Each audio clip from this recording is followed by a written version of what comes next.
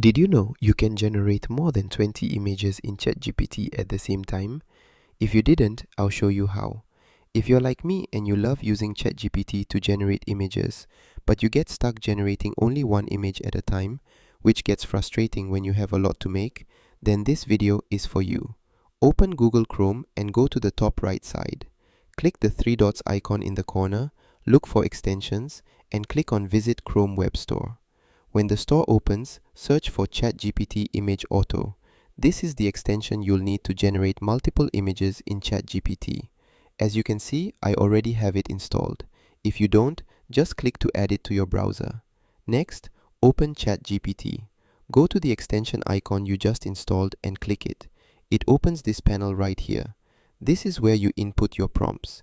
Each prompt you enter must be separated by a blank line. Every prompt needs one line of spacing between it and the next. Watch the prompt counter.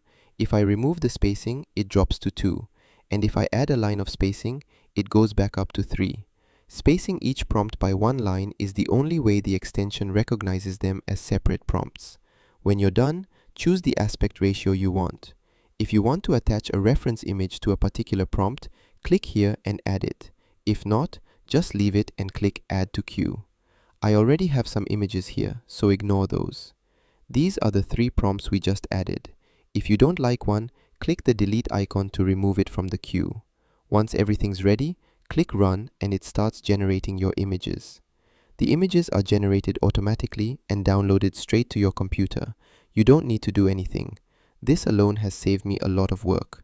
Sometimes the images I get from ChatGPT are better than the ones from Nano Banana, and it's frustrating and time-consuming to generate only one image at a time. With this, you can generate as many images as you want in ChatGPT.